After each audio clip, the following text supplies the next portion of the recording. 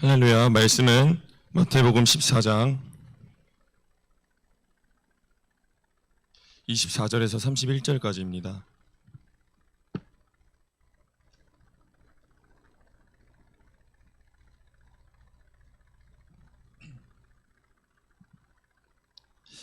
한 절씩 교독하시고 마지막은 다 같이 읽으시겠습니다. 배가 이미 육지에서 술이나 떠나서 바람이 거스름으로 물결로 말미암아 고난을 당하더라. 제자들이 그가 바다 위로 걸어오심을 보고 놀라 유령이라 하며 무서워하여 소리 지르거늘 베드로가 대답하여 이르되 주여 만일 주님이시거든 나를 명하사 물 위로 오라 하소서 하니 바람을 보고 무서워 빠져가는지라 소리질러 이르되 주여 나를 구원하소서 하니 예수께서 즉시 손을 내밀어 그를 붙잡으시며 이르시되 믿음이 작은 자여 왜 의심하였느냐 하시고 아멘. 기도드리시겠습니다. 하나님, 동아가 말한 것처럼 우리 교회 새로운 청년들 그 모습들 보면 모태신앙이라고 하는 저부터가 참 하나님 앞에 많이 부끄러워집니다. 처음 된 자가 나중되고 나중된 자가 처음 된다고 하셨는데 하나님, 주님보다 우리의 생각이 교만하고 앞서면 정말로 그 말씀이 이루어질 수가 있습니다. 하나님, 처음 된 자들은 주인의 생각을 앞서가는 자들이 되지 않게 하여 주옵시고 그리고 나중된 자들은 하나님 앞에 믿음 가지고 그 신앙생활, 이 신앙생활은 편하게 하는 것 아닙니다. 주님 믿고 복 받으며 이 땅에서 잘 살려고 하는 거 아닙니다. 신앙생활은 전쟁과도 같습니다. 그 전쟁을 인생의 마지막 날이 오기까지 하나님 앞에 멋있게 싸우다 갈 수 있게 하여 주옵소서. 예수님의 이름으로 기도드립니다. 아멘. 할렐루야. 오늘 말씀의 본문은 너무나도 유명한 말씀입니다. 세례 요한이 죽고 나서 예수님이 그 소식을 듣고 이제 그 동네를 떠나 다른 동네로 갔는데 수많은 사람들이 몰려와서 예수님 앞에 병 좀 고쳐주세요. 저희 좀 지켜주세요. 제가 갖고 있는 이 힘든 것 좀 풀어주세요. 하면서 매달리기 시작합니다. 예수님은 그 사람들 한 명 한 명을 다 상대해 주셨습니다. 그리고 먼저 제자들에게 배를 타고 저 건너편으로 가 있으라. 내가 곧 가겠다 하고 제자들 먼저 보내신 뒤에 거기 남아있던 모든 사람들을 다 내보내시고 그리고 밤이 되자 제자들의 배가 호수 위에서 바람이 너무 많이 불어서 육지로부터 술이나 떨어진 그 상황에 아무것도 보이지 않는 그 상황 속에서 예수님께서 물 위를 걸어오십니다. 얼마나 이렇게 들었을 때는 이게 무슨 말도 안 되는 일이야 하는데 우리가 한번 그 상황을 상상해 보시기 바랍니다. 그때는 이렇게 전기도 없었겠죠. 가지고 있는 것 해봤자 호롱불밖에 안 됐을 텐데 아무것도 보이지 않는 그곳, 바람은 계속 불고 배가 부서져서 죽은 사람들의 수많은 사례가 있었을 법한 그 시대에 저 멀리서 한 형체가 물 위를 걸어온다는 것 얼마나 두려웠겠습니까? 그렇게 해서 예수님이 오자 제자들이 너무 놀라서 유령이다 유령이다 하면서 무서워하고 소리를 지릅니다. 그때 예수님이 말씀하십니다. 안심하라 나니 두려워하지 말라. 이 말을 듣고 베드로가 예수님께 말합니다. 주여 만일 주님이시거든 날 명하사 물 위로 오라 하소서. 그래서 주님이 말씀하시죠. 오라. 우리는 이때까지의 상황을 신앙생활하면서 참 많이 마주합니다. 무슨 상황이냐? 두려워하고 떨고 어떻게 할 수 없는 그 상황 속에서 우리는 어떻게 해서든지 주님을 바라봅니다. 그 주님을 바라보는데 주님 제발 와주세요. 지금 이 일을 어떻게 헤쳐나가야 될지 모르겠어요. 하는데 주님께서는 저희들에게 오라고 하실 때가 있습니다. 그 주님만 바라보면서 걸어가면 충분히 완주할 수 있는 그 길. 우리가 사람이 살아가면서 가장 하나님 앞에 믿음을 지키기 힘든 순간이 죄 지을 때라고 생각하기 쉬운데 죄 지을 때보다 더욱더 힘든 순간이 언제인 줄 아십니까? 우리가 바로 어떠한 사건을 마주칠 때입니다. 앞을 내다볼 수 없는 사건, 우리의 미래, 연애면 연애, 학업이면 학업, 진로면 진로, 가정이면 가정. 그 문제를 맞닥뜨렸을 때 그때 우리는 이루 말할 수 없는 불안감을 느낍니다. 하나님 이 사람을 전도하고 싶은데, 내 가족 전도하고 싶은데, 내 연인이랑 문제가 잘 안 풀려요. 이때 어떻게 해야 될지 모르겠어요. 하나님 회사는 어떻게 구해야 되죠? 내 진로는 어떻게 정해야 되죠? 우리는 이때 하나님 앞에 우리가 머릿속으로는 수없이 많이 들었던 그 믿음이 떠오르지만 막상 그 믿음을 하나님 앞에 보여드리기 정말 힘들어합니다. 오늘은 제가 살면서 가장 제 믿음을 보여드리기 힘들었던 때, 그때를 좀 말씀드리려고 합니다. 저희 교회 사람들은 너무 잘 알다시피 저희 아버지가 예전에 교통사고가 나셨었죠. 잘 모르는 사람들을 위해서 그 상황을 잠깐 짧게 말씀드리겠습니다. 제가 의대 공부를 하려고 재수를 하던 시절 때 밤 10시에 딱 끝나서 핸드폰을 선생님에게 받았습니다. 받았는데 부재중 전화가 수십 통이 와 있는 거예요. 그래서 전화를, 그때 세민이 누나, 지원이 누나한테 전화가 딱 걸려와서 전화를 받으니까 주영아 괜찮아? 아빠 사고 나셨다며. 그 말 듣고 엄청 놀랐습니다. 사고? 근데 무슨 사고가 얼마나 심하게 났길래 이렇게 수십 통의 전화가 왔지? 하고 아버지가 구급차로 실려가셨던 그 녹색병원으로 갔습니다. 도착하니 이미 저희 가족들과 몇몇 교회 사람들이 모여서 초토화된 상태로 계시더라고요. 그 아버지가 수술실에서 어떻게 됐는지도 모르는 상태로 의사 선생님이 저랑 저희 엄마랑 저희 교회 부목사님이시죠, 저희 고모, 이렇게 3명을 불렀습니다. 그게 바로 첫 번째 면담이었습니다. 들어갔는데 의사 선생님이 너무 냉철하게 말씀하시더라고요. 원래 의사라는 직업이 희망을 가지고 이렇게 말하면 안 된다고 하더라고요. 근데 그 순간에 그 모습이 얼마나 차가워 보였던지, 의사 선생님이 이대로 가면은 그 사람의 간내 시상하부, 수술로 걷어내려고 뇌를 덮인 순간 오히려 더 사람이 죽을 수밖에 없어서 건들 수 없는 노맨스 랜드라고 하는 신의 영역인 그 부분에 피가 너무 많이 차서 수술을 따로 할 수가 없습니다. 잘 되면 식물 인간일 확률이 높고 잘 안 되면 뇌사 상태로 죽으실 수가 있습니다. 이 말 딱 듣는데 저는 어안이 벙벙했어요. 옆에서 저희 엄마랑 저희 고모는 막 무너지셔서 막 우시고, 참 뭐라 말을 할 수 없는 상황이었습니다. 그런데 너무 놀랍게도 하나님께서는 저희 고모와 저희 교회 당회장 목사님, 저희 할머니에게 응답을 하셨어요. 절대 죽지 않는다고. 근데 그때 저희 부목사님으로 지금 계시는 고모가 전도사님이셨는데, 하나님 저희 오빠 살려주신다면 제가 그 가기 싫었던 그 주의 종의 길 목사 안수 받을게요, 서원하겠습니다 하고 서원까지 하셨었습니다. 저는 저희 아빠가 살아나실까 저도 사실 그렇게 믿지는 않았어요. 중환자실에 가면 아버지는 누워 계시고 이 뇌는 수술을 하셔가지고 뼈가 들려 있어서 사람의 일반 두상이 아니라 이렇게 뼈가 들려 있는 상태로 계셔 있고, 아무리 손을 잡고 영화의 한 장면처럼 아빠 아빠 이렇게 부르면 눈을 딱 뜨시지 않을까 했는데 위동도 없으시더라고요. 이런 아빠가 깨어날 수 있을까 하고 참 많이 힘든 생활을 보냈죠.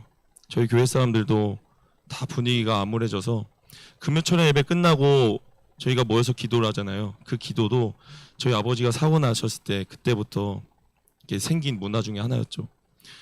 그 정도로 수많은 사람들이 기도해 주시고 수많은 사람들이 저희 가족을 위로해 주시고 하셨던 그 시간이었습니다. 그런데 너무 놀랍게도 정말 말도 안 되게 저희 아버지가 그곳에서 깨어나셨습니다. 깨어나시고 처음에 말씀도 잘 못하시고 목에 이렇게 관이 있으셔가지고 글로 의지해서 쉬실 수밖에 없는 거예요. 숨을 쉴 힘이 제대로 없으니까. 말도 어벙벙하게 막 저시고 그러셨는데, 녹색병원의 의사 선생님들이 정말 기적이라고 부를 정도로 말도 안 되는 빠른 속도로 회복력을 가지셨습니다. 하나님의 은혜셨습니다. 그렇게 해서 저희 아버지가 깨어나시고 아기처럼 말을 저시다가 이제 유치원생처럼 말을 드디어 어느 정도 하실 때가 왔었습니다. 그렇게 해서 저희 아버지는 퇴원을 하셨습니다. 그렇게 저희 집에 왔는데, 예전에 사고 나시기 전에는 교회를 매일 다니셨지만, 매주 주일마다 오셨지만 항상 오실 때마다 조시고 가끔 수련회 하면은 은혜 받으셔서 눈물 흘리시면서 기도하시고 그게 전부이실 정도로 20대 때 뜨거우셨던 아빠의 신앙이 나이가 50이 다 돼가시니까 다 죽은 신앙과도 마찬가지였습니다. 그런데 저희 부목사님, 저희 고모에게 하나님이 응답을 하셨는데 저희 아버지의 뇌를 하나님이 살리셨으니 그 아들이 이제 나를 찬양하고 찬송할 영이 됐다. 그 아들의 영이 백지 상태고 도화지 상태니 저희 어머니 한숙희가 그리는 대로 그려질 것이니라 라고 응답을 하셨습니다. 정말 말도 안 되게 저희 아버지가 병원에서 깨어나시고 보통 사람들은 그렇게 뇌수술을 하셨다가 정신을 차리고 나면 입에 욕을 막 붙이고 산다고 해요. 말도 막 절고 제대로 일상생활도 못하고 그런다고 하는데 저희 아버지는 욕도 안 하셨었고 교회에 오면 막 춤을 추시고 애기처럼 찬송 시간에 말도 안 되는 춤을 추시며 일어나서 노래 부르시기도 하고 그리고 집에서는 아침마다 일어나서 성경을 읽으시고 기도하고 그런 모습을 보이셨습니다. 이게 얼마나 대단한 하나님의 역사십니까? 이때 저희 가족이 하나님이 저희들에게 하신 응답, 우리 아빠가 아기 상태가 됐고 도화지 상태가 됐으니까 그려나가라 라고 한 그 응답을 잘 듣고 순종했어야 됐는데 인간이 얼마나 악한지 하나님의 그 감사함의 체험을 맛보고 나서 바로 손을 놓아버렸어요. 저희 어머니는 저희 아버지가 그래도 아직까진 정상인처럼 말씀을 못하시니까 그 아버지가 집에만 계시는 게 너무 짠해서 돈을 항상 주시면서 밖에 이렇게 돌아다녀야 하시고 저희 아버지가 깨어나시고 나서 저희 고모에게 하셨던 또 다른 응답, TV 절대 보게 하지 말라, 미디어 절대 하게 하지 말라. 저희 아버지가 뇌수술을 받고 나신 이유니까 영이 어린 아기와 같이 정말 너무 순수했어요. 그래서 불어넣는 그대로 행동의 모습이 나왔었습니다. 찬송과 하나님의 영을 불어넣어주면 말도 안 되게 성경을 읽고 기도하면서 살아가고 정보도서관이 저희 집 앞에 있는데 거기 가서 맨날 성경에 관련된 인물들에 관한 책들 빌려오셔서 읽고 그러셨어요. 저희가 지금 꿈꾸고 있는 모습이잖아요. 근데 그걸 저희 아버지가 하셨거든요. 근데 그 하나님의 영을 우리 가족이 불어넣지 않고 일일이 상대하기 귀찮고 옆에서 같이 예배하고 기도해주고 성경 읽어주고 이렇게 힘쓸 노력이 너무 하기 싫으니까 그냥 TV를 보게끔 뒀습니다. 저도 저렇게 하면 안 되는데 라고 어렴풋이만 알고 하루라는 24시간 중에 아버지가 잠을 엄청 안 주무시거든요. 5시간, 6시간밖에 안 주무시는데 그럼 남은 그 20시간 넘는 그 시간 동안 얼마나 일상이 무료하시겠습니까? 그때 TV를 안 보고 지낸다? 그게 제 머리로는 저희 어머니도 마찬가지인데 저희 인간의 생각으로는 도저히 납득이 안 됐습니다. 그래서 목사님이 절대 TV 보여주지 말라 했는데 그냥 보여줬었습니다. 그러더니 정말 빠른 속도로 저희 아버지에게 안 좋은 영이 보이기 시작했습니다. 집안에서 혈기를 내시기 시작하셨고 집안에서 저희가 샐러드 장사를 했었거든요. 그래서 샐러드를 막 만드는데 샐러드 만드는 소리가 시끄러워서 저희끼리 막 뭐 오이 좀 줘, 뭐 계란 좀 썰어, 뭐 누구는 뭐 이거 해 이렇게 전달하기 바쁜데 저희 아버지 드라마 소리가 너무 크니까 소리 좀 줄여라라고 말하는 그 말에도 굉장히 혈기를 내셨어요. 이게 저희 가족의 첫 번째, 저희 아버지가 깨어나시고 난 이후에 첫 번째 잘못이었습니다. 그렇게 두시니 저희 아버지가 바로 혈기를 막 내시고 예배도 안 드린다고 하시고 그리고 어느 순간 자식들에게 그런 말씀을 하시는 거예요. 저희들에게 니네 이제 성인 됐으니까 니네 알아서 살아라. 난 집을 나가든 말든 알아서 할 테니까 니네는 더 이상 나랑 상관없다. 근데 이 말씀을 엄청 차갑게 하셨어요. 저는 그 아버지 사고 나시기 전에 아버지에 대한 기억이 항상 잘 웃으시는 분, 제가 어딜 가든 교회 사람들이랑 어딜 가든 항상 바보처럼 어린이처럼 잘 노시는 분, 그 정도의 기억밖에 없었어요. 근데 아버지가 사고 나신 이후로는 그 아빠를 위해서 막 기도하고 아빠한테 좀 신경 쓰려고 하니까 아빠가 하셨던 그 말씀들 하나하나가 잊혀지질 않아요. 근데 그때 저희 아버지 입에 항상 붙어있던 게 자기 집에서 살기 싫다였습니다. 너네는 자기 가족도 아니라고. 그 말을 들을 때마다 아들로서 마음이 정말 많이 무너졌었습니다. 저는 제가 공부의 연단을 받고도 있었지만 아버지 때문에 제 믿음이 커진 게 정말 확실하거든요. 아버지를 통해서 저희 하나님이 저를 그렇게 바꾸셨거든요. 그래서 아버지가 그때 그렇게 하셨던 말씀들 하나하나가 잊혀지질 않아요. 그래서 인간의 노력을 막 썼습니다. 아빠가 우리를 좋아하게끔 저녁에 퇴근하고 오면 집을 좋은 분위기로 만들자. 화투 치면서 한번 해보자. 아버지가 좋아하게끔 윷놀이 좀 한번 해보자. 아빠가 좋아하게 매일 가족들끼리 한번 저녁 먹어보자. 이걸 삼남매끼리 항상 회의하면서 별별 방법을 쓰려고 했었어요. 근데 아무리 인간의 방법을 하는데 무엇합니까? 하나님의 방법을 해야 되고 목사님을 통해서 하신 응답, 그 말씀대로 순종해야 되는데 우리가 그 말씀에 제대로 순종을 안 했습니다. 그러다 드디어 참지 못한 저희 부목사님이 저에게 미션을 주셨습니다. 목사님이 기도를 해보니까 아직 저희 아버지 마음속에 자식을 사랑하는 마음이 아직 있다. 그러니까 그 사랑을 이용해서 과감한 행동을 한번 해봐라.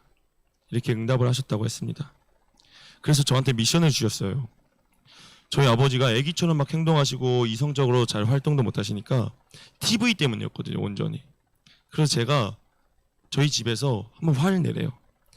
내가 아빠 때문에 공부하기 싫은 공부도 참고 나 정말 술도 좋아하고 세상에서 노는 거 다 좋아하는데 그거 다 끊었던 이유가 하나님 앞에 매달려서 우리 아빠 하나님 사람 되게 해주세요. 그 이유 하나 때문인데 아빠 이렇게 살아가고 하나님 외면하고 가족들 등져버리면 나도 그냥 막 나가서 아빠처럼 살 거라고. 나도 가족 필요 없다고. 나도 살아가고 싶은 대로 살아갈 거라고. 그 말을 저보고 집에 가서 하래요.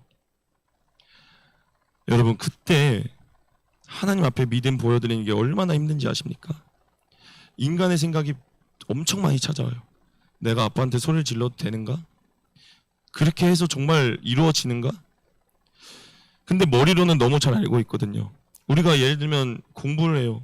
수능 공부라고 쳐봐요. 1등급부터 9등급까지 있는데 내가 그냥 애매하게 공부하면 한 4, 5등급 받는 거고 조금 더 공부하면 2, 3등급 받는 거고 내가 굳이 1등급까지 갈 필요 없으니까 내가 그냥 하는 대로만 딱 하면 성적이 나오니까 얼마나 편해요. 근데 신앙생활은 그게 아니거든요. 믿음은 애매하게 내가 이 정도 신앙생활하면 3, 4등급 받겠지 4, 5등급 받겠지 그게 아니라 천국과 지옥 둘 중 하나입니다. 내가 확실하게 믿음을 가지고 나아가야지만 천국에 갈 수 있는 거고 애매한 믿음 가지고 애매한 신앙생활하면 천국은커녕 지옥에 갈 수도 있는 게 저희들의 모습입니다. 정말 너무 떨리고 어떻게 해야 될지도 모르겠지만 그동안 제 삶에 역사하셨던 그 하나님 그리고 우리 교회에서 보여주셨던 말도 안 되는 믿음의 모습들, 기적들 성경책에 적혀있는 수많은 기적들 그 말씀만 믿고 그 목사님의 응답에 순종하기로 했습니다. 그래서 제가 집에 들어가서 아빠한테 소리쳤어요. 나 이러려고 내가 하나님 믿고 있는 줄 알아? 아빠 이렇게 하나님 외면하고 가족들 자식들 내 자식 아니라고 내 아들 아니라고 내 딸 아니라고 사랑하지도 않는다고 집 나가고 싶다고 자기 밖에서 집 구해서 따로 살 거라고 그만하려고 우리 가족이 이렇게 산 줄 알아? 엄마 말도 안 되게 새벽 동안 샐러드 장사하지. 동생은 대학교 휴학하고 바로 사업 시작했지. 누나도 스튜어디스 준비한다고 했다가 바로 회사 들어가고 했지. 집에 아빠 때문에 빚이 얼마나 생겼는데 우리가 그 활동 다 한 거 다 필요 없다고 아빠가 하나님 믿었으면 하는 그 유일한 바람 하나였다고 하고 제가 TV를 거실로 던져버렸습니다. 그리고 그냥 무작정 밖으로 뛰쳐나갔어요. 울면서. 그제서야 아빠가 좀 충격을 받으시더라고요. 아빠가 주영이 나가니까 주영이 잡아. 제가 막 나 나가서 알아서 살 거라고 연락도 하지 말라고 나 죽어버리든가 말든가 할 테니까 신경도 쓰지 말라고 하고 나가니까 아빠가 그제서야 막 주영이 빨리 잡으라고 쟤 저렇게 내보내면 어떡하냐고 그 말을 그때 아버지 수술하신 이후로 처음 들었어요. 저희 누나랑 동생이 옆에서 말했죠. 아빠가 가서 잡아. 아빠 때문에 저렇게 한 거니까 아빠가 가서 잡으라고. 그때 밖에서 대기하고 계셨던 우리 고모가 올라왔습니다. 오빠가 하나님 안 믿으니까 이렇게 된 거 아니냐고. 오빠가 하나님 바라보고 살아야지. 여기 있는 가족들 다 하나님만 바라보고 살아가고 있는데 그 하나님 그렇게 뜨겁게 믿었던 오빠가 이렇게 살아가면 되냐고. 오빠 지금 회개하라고. 눈물로써 하나님 앞에 진짜 회개하고 반성하라고. 이 TV 미디어 다 끊고 말도 안 되는 혈기 고집 다 끊어버리라고. 저는 이제 전화를 받고 다시 집에 들어오니까 아버지가 울면서 막 회개 기도를 하고 계시는 거예요. 그렇게 사건이 일단락 되고 나서 아빠가 그제서야 그 눈에 악귀와 혈기가 굉장히 가득했었는데 그게 다 빠지시고 주영아 사랑한다, 하은아 사랑한다, 찬영아 사랑한다, 수키야 사랑해, 막 사랑 고백을 막 하신데 애기처럼 제가 뒤에서 그걸 보면서 막 울었어요. 하나님이 믿음 잘 지키라고 했을 때, 저희 아빠 믿음 잘 지키라고 했었을 때 그때 미리 했었으면 참 좋았을 텐데, 내가 살고 싶은 대로 내가 편한 대로 아빠한테 신경 쓰고 싶지 않으니까, 나 죄 짓고 싶으니까 신앙생활 진짜 한번 애매하게 했더니 이렇게 돌고 돌아왔네요. 정말 죄송해요 하고 그 뒤에서 그렇게 울면서 회개를 했었습니다. 근데 여러분, 그 이후로 어떠한 기적이 일어났는지 아십니까? 저희 아빠가 정말 혈기도 안 내시고 집이 너무 좋다고, 가족이 너무 좋다고 집 나간다는 소리를 안 하셨어요. 그리고 교회에 와서 예배를 막 드리셨어요. 말도 안 되는 기적이 일어났었습니다. 근데 이 사람의 악함이 참 무엇이라고, 다시 또 안일해지는 거예요. 가정이 평탄해지니까, 문제가 없어 보이니까. 분명히 이제 저희 집에서 TV는 그날 이후로 사라졌었습니다. 그게 한 벌써 2년 가까이 된 것 같거든요. 저희 아버지가 그 이후로 얼마나 순수하셨냐면, TV가 없으시고 이제 좀 일반인처럼 대화를 하실 줄 아시니까 일을 구하셔서 일도 하셨어요. 근데 제 동생이 지금 저 뒤에 앉아있는 지연이랑 결혼한다고 그때 하니까 사리분별도 아직 이성적으로 제대로 못 하셨거든요. 그냥 그 자식 사랑하는 마음에 막 전화로 저희들한테 그날, 주영아 내가 찬영이 위해서 뭐 이거 집 좀 알아봤는데 진짜 좋은 것 같아, 딱 기다려봐, 아빠만 믿고 있어봐. 이렇게 뚝 끊고 찬영이한테 전화해서 너네 결혼 걱정할 필요도 없어, 아빠가 집 다 구해놨으니까 걱정도 하지 마, 뚝 끊고. 저희는 불안한 거예요. 이 아빠가 어디 가서 무슨 계약을 하고 오면 어떡하지. 근데 아빠는 이제 신나셔가지고 이성적으로 그렇게 분별도 못 하시고, 알고 보니까 집 계약까지 하셨던 거예요, 거의. 근데 그런 아직까지 온전한 성숙하시지 못한 모습, 근데 그 마음은 너무 순수해서 자식과 가족을 사랑하는 그 모습을 보면서 참 기분도 좋으면서 가슴도 너무 많이 아팠습니다. 그런 아버지를 보면 무엇을 해야겠습니까? 이제 아버지가 이성적으로 얘기할 수 있게끔 옆에서 도와드려야겠다. 아버지가 하나님만 믿고 그냥 예배만 하는 게 아니라 사람들 사이에서도 욕 안 드시고 잘 어울리실 수 있게끔 도와드려야겠다. 이런 생각을 해야 되는데 생각만 하고 몸은 활동하지 않는 거예요. 저희 목사님이 그 다음 받으신 응답, 혈기 고집 무작정 한 번도 하게끔 하지 마라. 한 번이라도 하면 그 자리에서 바로 잡아라. 그러셨는데, 근데 이게 사람이 또 죄의 간에서는 성경에 나와 있는 기준대로 살아야 되는데 나의 기준대로 살아갑니다. 아버지가 자다가 깨우면 졸리다 깨우지 말라고, 하지 마! 이러고 눈에 힘 빡 주시고. 이거 분명히 혈기거든요. 혈기인데 사람이라면 저 정도는 할 수 있는 거 아닌가? 자다 깨우면 저 정도 화 내실 수 있는 거잖아. 이렇게 타협을 하기 시작했습니다. 그리고 아버지한테 가서 그거 혈기니까 부리지 마세요 하면서 죄와 싸울 그런 마음도 별로 없었습니다. 그래서 그거에 관해서 손을 놓기 시작했습니다. 그랬더니 다시 또 그렇게 다 사라지셨던 혈기와 고집이 점점 올라오기 시작했습니다. 목사님이 분명히 말씀하셨거든요. 다시 혈기랑 고집이 올라오면 전에 그 작업했던 것보다 훨씬 더 힘든 작업을 하게 될 것이다.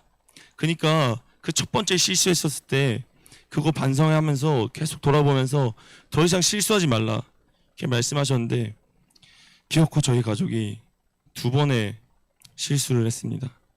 실수가 아니죠. 저희의 죄죠, 결국엔. 그렇게 혈기와 고집이 심해져서 이제는 하나님이고 뭐고 없다고, 아버지가 이제 일도 하시고 돈도 생기시니까 자기는 그냥 돈만 주겠다. 신앙생활에 관해서 뭐라 하지 마라. 신앙은 개인의 것 아니냐. 그 말씀을 막 하시는 거예요. 내 믿음 너가 왈가왈부하지 말라고. 내가 이렇게 그냥 주일날만 난 교회 가겠다고. 주일날에 교회에 온다? 그 말하는 심보 자체가요, 그냥 가족들 눈치 때문에 교회에 온다는 거지, 교회에 와서 진정한 예배 드리겠다는 것도 아니에요. 그리고 또 진짜 믿음을 가지고 있다는 크리스찬이 어떻게 하나님 앞에 믿음 생활을 그렇게 말할 수가 있겠습니까?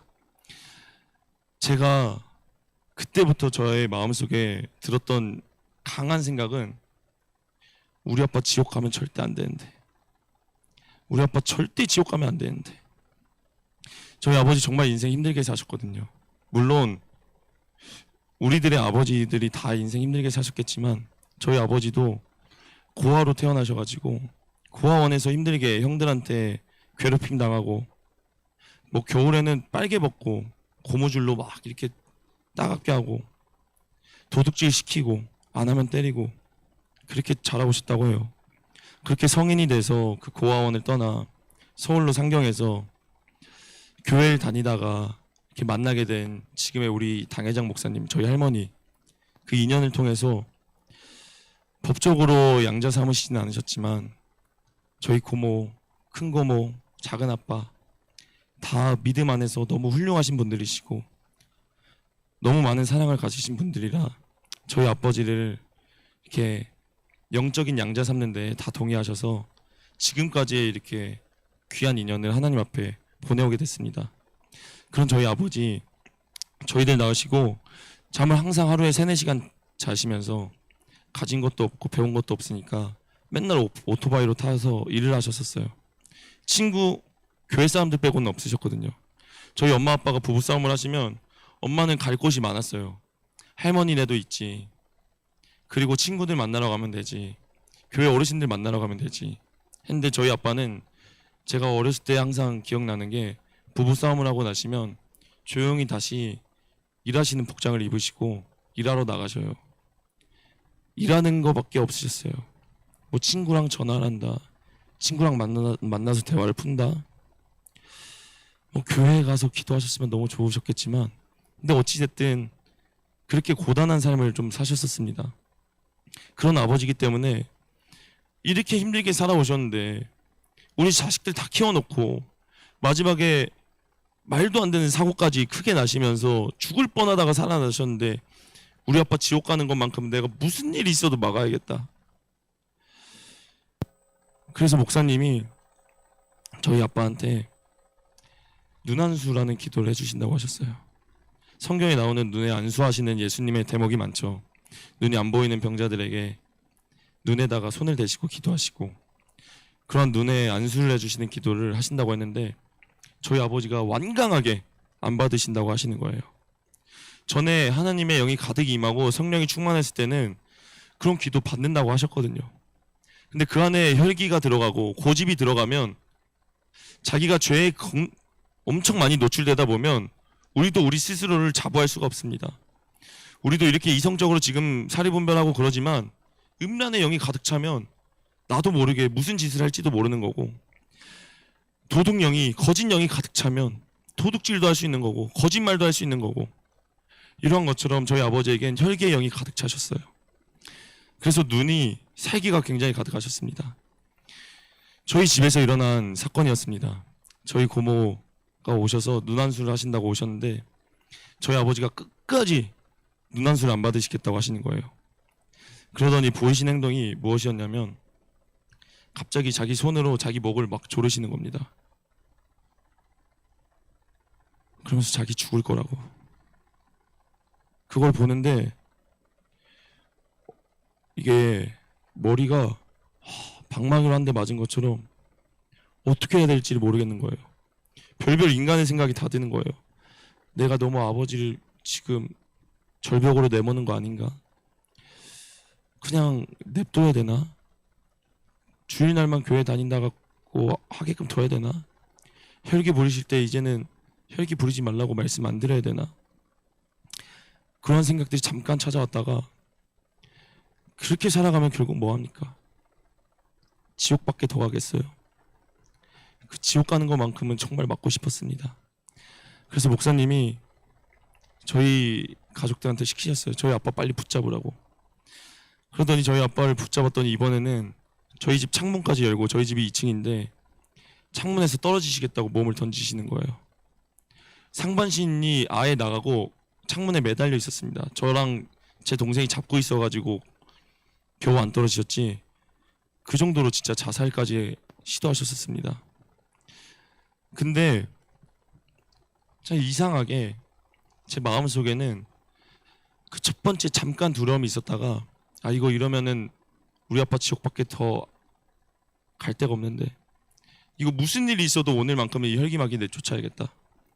목사님이 하신 응답, 하나님이 하신 말씀, 하나님이 눈에 보이진 않지만 그 예수님만 무조건 믿고 가야겠다. 마음속에 그것밖에 없었습니다. 그 자리에서 저도 주저앉고 그냥 울고 싶었어요. 얼마나 마음 편합니까 그 행동이. 하나님이 가서 십자가에 매달리라, 십자가 지고 가라 했을 때 그 십자가 보면서 누군가는 눈물을 흘리면서 지고 가는 사람이 있고, 누군가는 그 십자가 보면서 그냥 무릎 꿇고 어떡해요? 하면서 그냥 울는 사람이 있어요. 그냥 그 자리에서 주저하고 울고 가만히만 있는 게 가장 하기 쉬운 행동이거든요. 내가 울고 죄책감으로 울고 하니까 뭔가 하나님 앞에 내 마음은 후련해지고, 그리고 일단 그 상황은 모면했으니까 하나님 앞에 우리가 정말로 피해야 될 행동 중에 하나인 줄 믿습니다. 그래서 목사님 말씀에 용기를 얻고 과감하게 믿음만 바라고 그냥 저희 아버지를 끌고 와서 눕히고 안수 기도를 시행했습니다. 그렇게 저희 고모가 눈안수 기도를 해주시니까 말도 안 되게 또 하나님의 역사가 일어나시는 거예요. 혈기 마귀가 다 나가고 다시 또 예전에 순수한 모습으로 돌아오셨습니다. 그 말도 안 되는 기적의 역사를 체험하는 게 저한테는 제 믿음이 성장하는 과정이었습니다. 베드로도 마찬가지였겠죠. 주님만 보고 가야 되는데 성경 말씀에 30절에 보면 바람을 보고 무서워 빠져가는지라. 주님만 보고 한 발자국 두 발자국까진 걸었겠죠. 세 발자국 네 발자국 걸려고 하니까 갑자기 확 몰아치는 그 바람에 겁이 질리고 무서워버리는 그 순간 우리의 몸은 그 바닷속으로, 호수 속으로 빠질 수밖에 없습니다. 바로 놀라서 말하는 거예요. 주님, 저 좀 건져주세요. 저 좀 꺼내주세요. 그렇게 꺼내달라고 하는 외침을 들으신 주님은 즉시 또 꺼내주시게 합니다. 31절 말씀입니다. 예수께서 즉시 손을 내밀어 그를 붙잡으시며 이르시되. 죽겠다고 하는데 어떻게 안 꺼내주시겠습니까? 바로 즉시 꺼내주셔요. 그런데 우리에게 말씀하셔요. 믿음이 작은 자여 왜 의심하였느냐. 정말 아이러니하게도 이 믿음이 작은 자여 왜 의심하였느냐, 이 말이 언제 떠오르는지 아십니까? 저 상황 때는 안 떠올라요. 내가 지금 당장 죽을 것 같다가 예수님이 손을 붙잡으셔서 끌어올려고 그때 분명히 말씀하셨거든요. 믿음이 작은 자여 왜 의심하였느냐. 왜 믿음이 작았어? 왜 의심했어? 왜 그렇게밖에 행동 못했어? 그때 분명히 말씀하셨는데 지금의 제 감정, 방금 죽을 뻔했잖아요. 방금 나 정말 무서웠어요. 어떻게 해야 될지도 몰라서 그냥 막 주저앉아서 울었어요. 했는데 그 상황이 다 끝나고 나서, 시간이 다 지나고 나면 그제서야 그 말이 뒤늦게 떠오르는 거예요. 왜 믿음이 작았지? 그때 왜 의심했지? 내가 이미 한번 믿음이 작았고 의심했던 그 상황은 다시 또 걷잡을 수 없이 커져서 그 다음번에 내가 보여드려야 되는 믿음 상황은 더 큰 믿음을 보여드려야지만 해결할 수 있는데, 여러분들은 이 상황까지 안 가시길 바랍니다. 이용규 선교사님이 그런 말씀을 하시더라고요. 믿음은 퍼펙션이 중요한 게 아니라 디렉션이 중요한 것이다. 우리가 신앙생활 하면서 마주하는 그 모든 상황 속에서 내가 나아가야 될 그 방향성을 잃지 않는 게 가장 중요해요. 지칠 수도 있어요. 힘들 수도 있어요. 근데 하나님 이건 진짜 못하겠어요. 뒤에 쫓아오는 불안함, 지금 눈앞에서 보는 바람 보고 무서워하고 공포에 질려서 도망만 안 가면 됩니다. 지금 하나님 앞에 우리의 퍼펙션을 보여드리는 게 아니라 하나님 저 그래도 믿음 이거 잃지는 않을게요. 진짜 어떻게 해야 될지 정말 모르겠거든요. 근데 일단 나아가 볼게요. 제가 단 위에 서기 전에 저 안에서 기도할 때 하나님 앞에 기도하는데 히브리서 11장 1절 말씀이 떠오르는 거예요. 믿음은 바라는 것들의 실상이요 보이지 않는 것들의 무엇이죠? 증거니. 근데 그 다음 구절이 떠오르더라고요. 선진들이 이로써 증거를 얻어내니라. 제가 너무 힘들고 어떻게 해야 될지 모를 때마다 하나님은 우리들에게 개척하라고 안 하셨거든요. 아무도 없는 곳에서, 기독교도 없는 그곳에서 개척해봐, 처음으로 발 내딛어봐 하지 않았어요. 저희를 아브라함과 같은 상황에 두시지 않았어요. 이미 수많은 선진들이 바라는 것들의 실상, 보이지 않는 것들의 증거, 그걸 이미 증거로서 얻었다고 하는 대목이 성경 말씀에 수도 없이 많이 적혀져 있어요.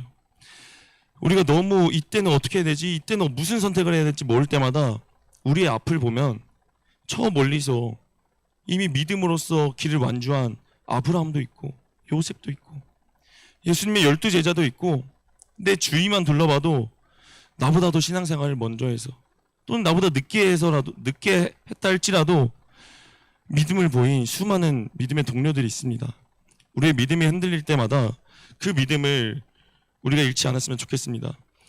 제가 마지막으로 준비한 영상이 하나 있습니다. 그 영상 5분밖에 안 되는데 그 영상 한번 보시겠습니다. 제가 저희 아빠한테 그렇게 노력할 때 정말 너무 많이 힘들고 어떻게 해야 될지도 진짜 모르겠고 할 때마다 제 마음속에 항상 든 생각은 그거였거든요. 스쿠터 타고 왔다 갔다 하다가도 저희 아버지 생각나면 하나님 앞에 항상 외쳤던 게, 하나님 진짜 저희 아빠 지옥 가면 절대 안 돼요. 지옥만큼은 절대 가면 안 돼요. 지옥 가면 진짜 그것만큼은 절대 안 돼요. 그 눈물 진짜 많이 흘렸었습니다. 아직 완전하시진 않지만 저희 아버지 믿음의 경주 잘 갈 수 있도록 옆에서 저도 계속 도와드릴 겁니다. 같이 마지막으로 이 영상 한번 보시겠습니다.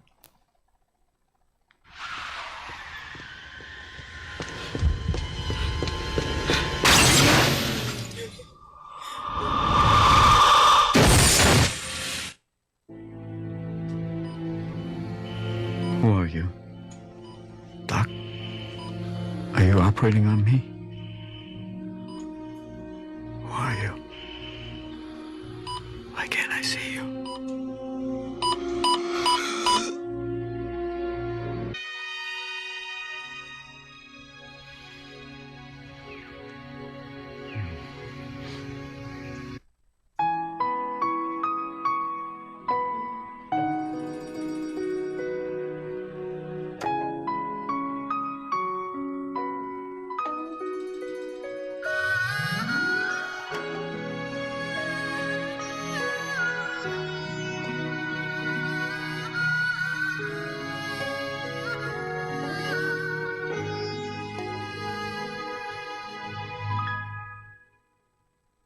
주님이 홀로 가신 그 길 나도 따라가오. 모든 물과 피를 흘리신 그 길을 나도 가오. 험한 산도 나는 괜찮소. 바다 끝이라도 나는 괜찮소. 죽어가는 저들을 위해 나를 버리길 바라오. 아버지 나를 보내주오. 나는 달려가겠소. 목숨도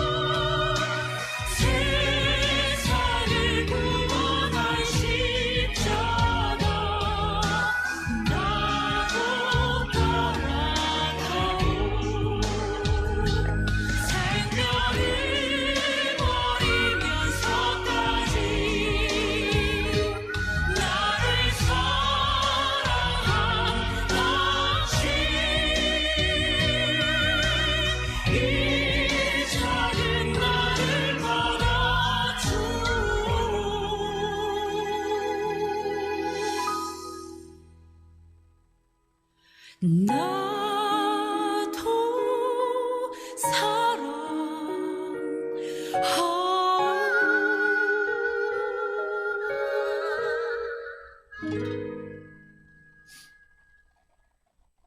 천국과 지옥은 실제로 있습니다. 어저께 제호에게 내가 믿는 하나님, 내가 사랑하는 하나님을 너가 믿는다고 하니까 그 사실만으로도 너무 기뻐. 나뿐만 아니라 여기 있는 모든 사람도 그럴 거야 라는 말을 해줬었습니다. 선혜이가 승빈이랑 재호한테 말했죠. 너네가 우리 교회에 와서 뭔가 우리 교회 사람이 되라, 그러면 우리가 뭐 득을 본다? 이러려는 것도 아니야. 우리 마음속엔 하나밖에 없거든요. 천국 갔으면 하는 마음. 내 개인의 믿음 또한 마찬가지입니다. 하나님 앞에 이왕 들어온 신앙생활, 우리 서로 성격 좋아지고 인간적으로 내가 괜찮은 사람이 돼서 어디 가서 인정받아야겠다, 이러려고 온 거 아닙니다. 이러려고 죄 고치고 있는 거 아닙니다. 신앙생활은 전쟁입니다. 우리 개개인의 영혼, 그리고 또 예수님을 믿지 않는 사람들을 위해서 그들을 위해 기도해주는 마음, 이 시간 가지는 시간 되었으면 좋겠습니다. 기도드리겠습니다. 하나님,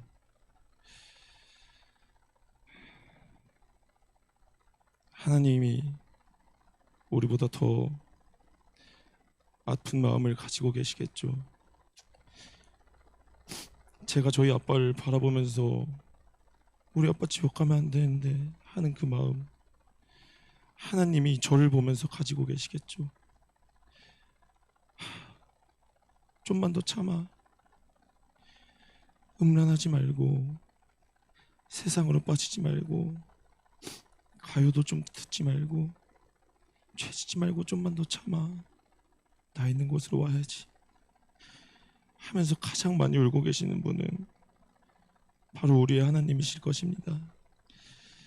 하나님, 하나님을 향한 믿음 잃지 않게 하여 주옵소서. 도중에 흔들릴 수도 있고 힘들 수도 있고 지칠 수도 있지만 그 믿음을 공포에 내어주는 자가 되지 않게 하여 주옵소서. 예수님의 이름으로 기도드립니다. 아멘.